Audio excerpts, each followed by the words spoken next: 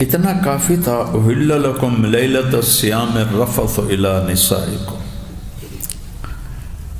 رمضان کی راتوں میں تمہارا بیویوں سے ملنا حلال کر دیا. پہلی امتوں پر رات کا بھی روزہ تھا، دن کا بھی روزہ تھا. ہمارے لیے شام کو ختم، سحری سے شروع.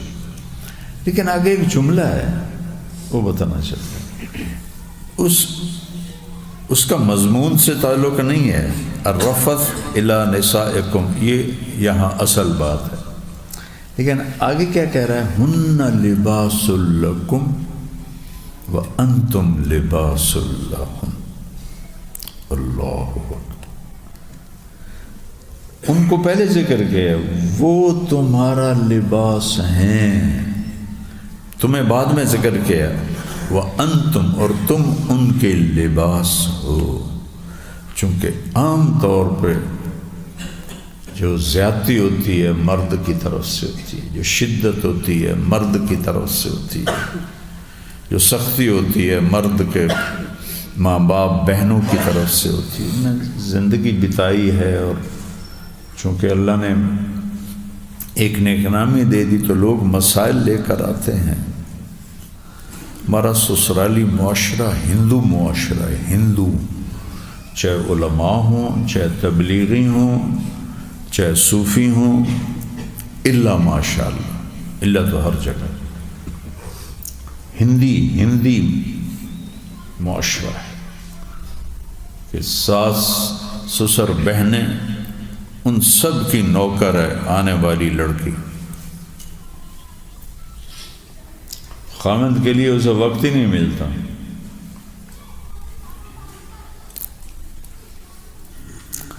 تو اب ایک ہمارا ماحول ہے کہ ہم ایک خاندان بن کے رہتے ہیں.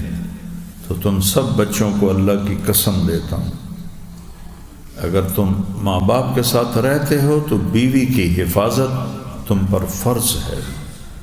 ماں کی شدت سے بچانا، باپ کی شدت سے بچانا. بہنیں کان بھرتی ہیں، جھوٹی باتیں بتاتی ہیں. ماں تمہاری جھوٹی باتیں بتائے گی تمہیں بھڑکانے کے لیے، چونکہ لاشعوری حسد ہو جاتا ہے کہ یہ تو بیوی کے ہی پاس رہتا ہے، ہمارے پاس نہیں آتا. ابھی ایک سانے ہوا، میرے اپنا شاگرد اسنین کا پڑا ہوا ہمارے علاقے بچی کے ساتھ ایسا سلوک کیا، اتنا یہ نہیں کہ اس کو مارا پیٹا ہے، تانے بولیاں. میں اس بچے کے بھی جو میرے پاس پڑھا، جس نے یہ سارے سبق سنے، پرسوں وہ بچی فوت ہو گئی.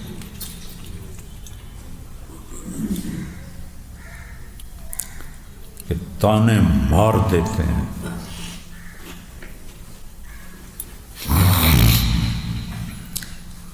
بہت دکھی ہوا میں نے کہا یہ تو وہ گھرانہ ہے، گھرانہ بھی تبلیغی، باپ اس کا پرانا تبلیغی، اور بچہ سارا وہ 6 سال والا نہیں تھا، وہ 8 سال والا تھا، سال بھی تبلیغ میں لگایا تھا. لیکن یہ جو اندر ایک ناگن ہے نا زبان، اس کے زہر نے بچی کو قتل کر دیا. نہ کوئی گولی ماری، نہ کوئی تیر مارا، زبان کے زہر نے اس کی جان لے لی. تو تم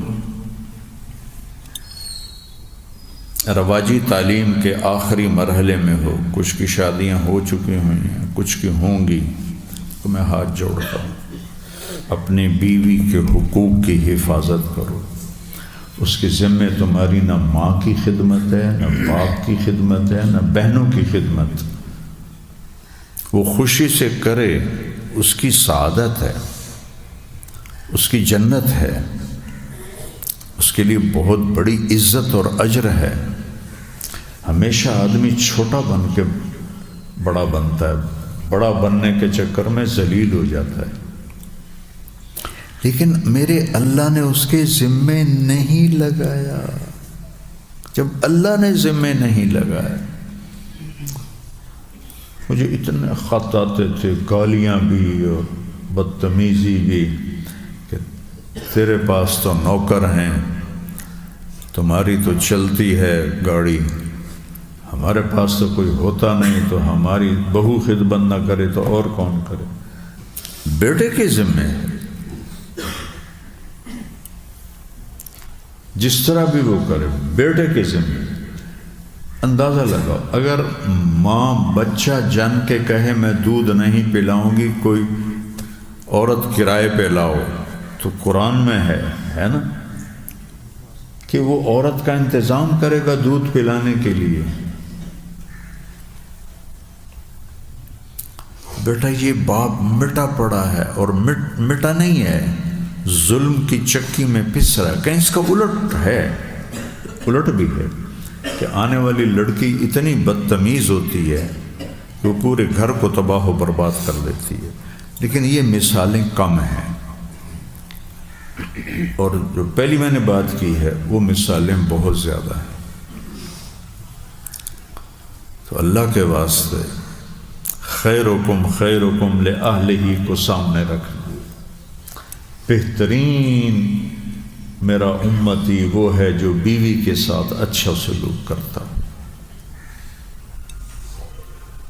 ہمارے ایک ساتھی تھے مولوی خالد صاحب رحمۃ اللہ علیہ، مجھ سے 1 سال آگے تھے رائمنڈ میں، بالکل درویش فقیر غریب گھرانے کے، غربت میں زندگی، حفظ سے تعلیمی سفر شروع کیا، حفظ سے، اور دورے تک سال لگایا، 1.5 سال لگایا، 7 مہینے لگائے، میرے پاس تلمبہ عیدگاہ میں ساری زندگی پڑھایا، اور پڑھاتے پڑھاتے فوت ہو گئے۔ تو ان کی بیوی کو ہو گیا تھا فالج، تو بچے تعلیم میں، اب بچے تو کر بھی نہیں کر سکتے ماں کی خدمت، بیٹیوں کی شادی، تو انہوں نے وہ 3 سال زندہ رہیں تو ساری خدمت وہ کراتے تھے، اس کے پیشاب دھونا، اس کو پیشاب کروانا، اس کے کپڑے بدلنا، اس کا کھانا، یہ سارا وہ کرتے تھے۔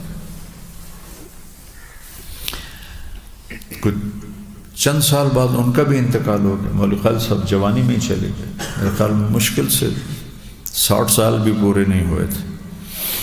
تو ایک ہمارے ساتھی نے ان کو دیکھا، انہوں نے پوچھا مولانا آپ کو کس عمل نے سب سے زیادہ نفع دیا؟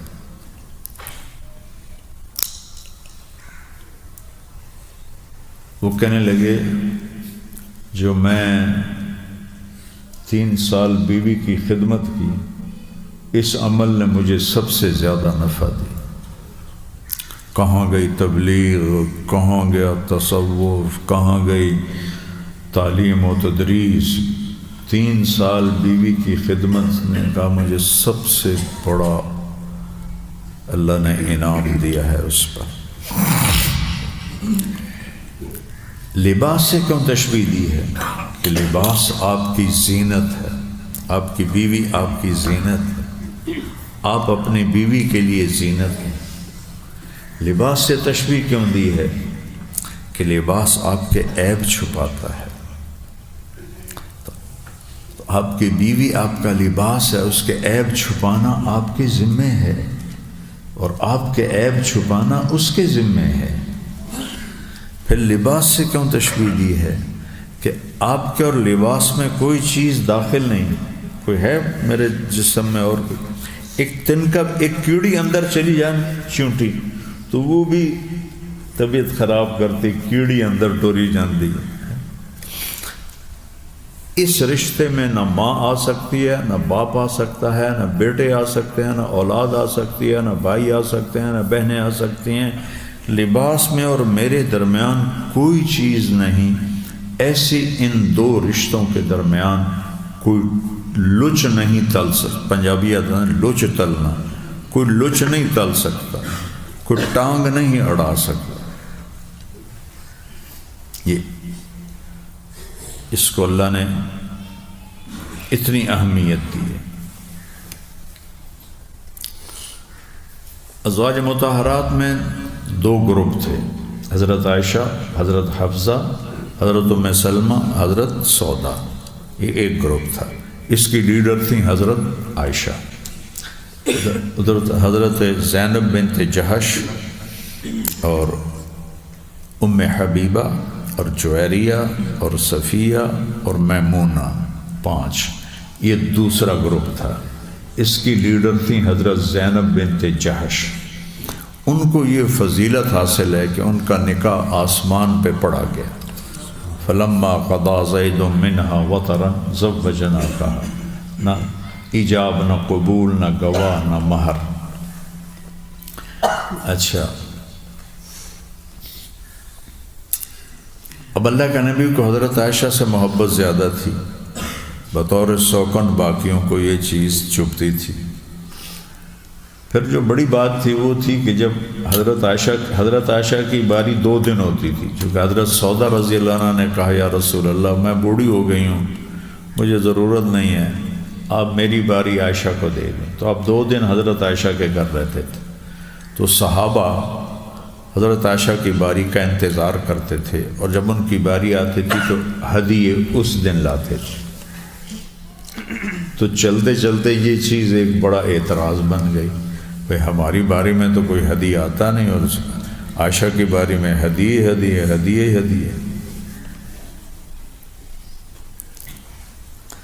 تو انہوں نے حضرت فاطمہ کو تیار کیا کہ جاؤ جا کے بات کرو اپنے ابا سے، ہم تو نہیں کرتے۔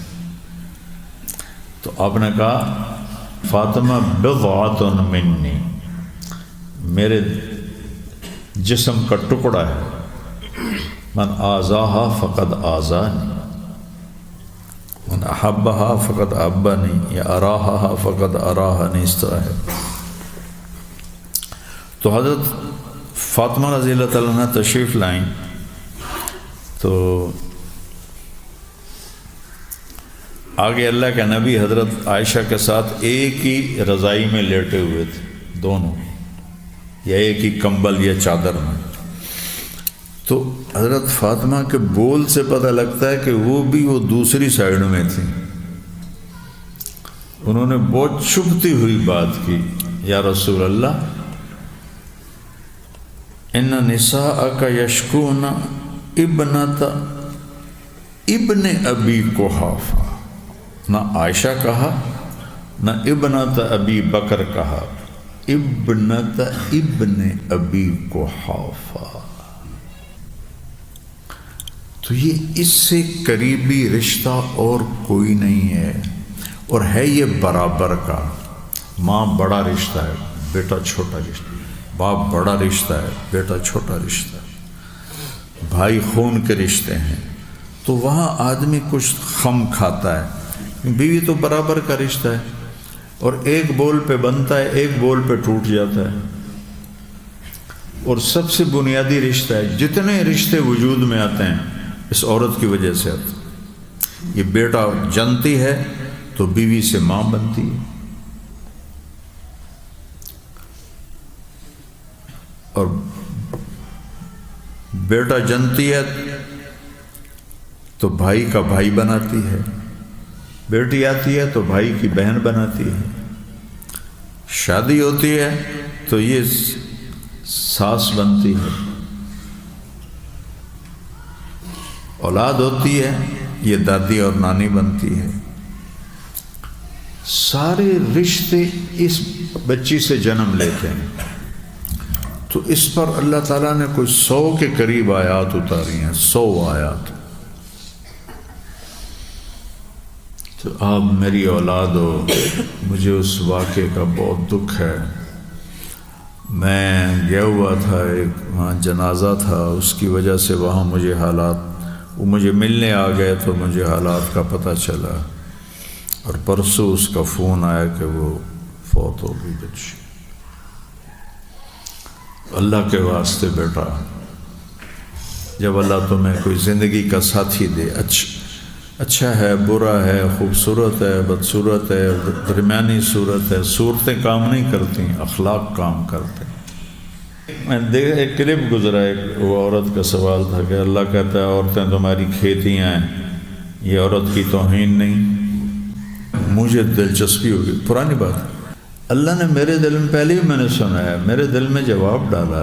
اپنے اب سینکڑوں سال سے ہم ذمہ دار ہیں، تو ہماری رگوں ریشوں میں، چاہے میں نے کبھی ذمہ دارہ کیا ہے 2-3 دفعہ فزیکلی اپنے نوکروں کے ساتھ مل کر، لیکن ویسے مجھے کچھ پتہ نہیں.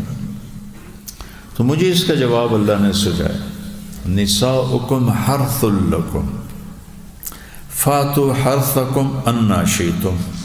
تو اس کی تفسیر آپ سب جانتے ہیں مفسرین نے کیا لکھا ہے. تو اللہ نے میرے دل میں ڈالا کہ عورت تمہاری کھیتی ہے، اور کھیتی کے لفظ میں خامند بیوی کی زندگی کو اللہ نے بیان کیا ہے کہ کھیتی کو کیسے پالتے ہیں، ڈنڈوں سے، گالیوں سے، بلکہ کتنی نزاکت کے ساتھ. پہلے بیماریاں نہیں ہوتی تھی تو کوئی فصل بیج کے ذمہ دار گھر بیٹھ جاتا تھا. اب تو وہ سر پہ کھڑا ہونا پڑتا ہے، اس میں گندگی پیدا ہوتی ہے، اس کو سپرے کر کے مارتے ہیں، اس میں کیڑے پیدا ہوتے ہیں، ان کو سپرے کر کے مارتے ہیں. روز اس کا میرے والد صاحب روزانہ بلا ناغہ پورے فارم پر پیدل جاتے تھے، اس لیے ساری زندگی بیمار نہیں ہوئی. میں نے اپنے باپ کو بیمار نہیں دیکھا، بس جب مرے تو ہارٹ اٹیک ہوا یا زیادہ سے زیادہ کبھی بخار ہو جاتا تھا، بس ساری زندگی صحت. ہمارے میزوں پہ دوائیوں کی لائنیں لگی ہوتی ہیں، ان کی میز خالی ہوتی، کتابیں ہوتی تھی. ہرس ہے، کھیتی ہے. یہ سامنے جو بوٹے لگے ہوئے ہیں ان کا مالی ہے کہ نہیں ہے؟ آتا ہے نا، کانٹ چھانٹ کرتا ہے، پھر آپ گھاس کو پانی بھی لگاتے ہیں. یہ ہے نساؤکم حرث لکم، کہ جیسے کھیتی کو بڑے محنت سے پروان چڑھاتے ہیں، عورت بھی تو کھیتی ہے نا. عورت کی جو پیداوار ہے وہ اولاد ہے، جو سب سے بڑی کھیتی ہے اولاد.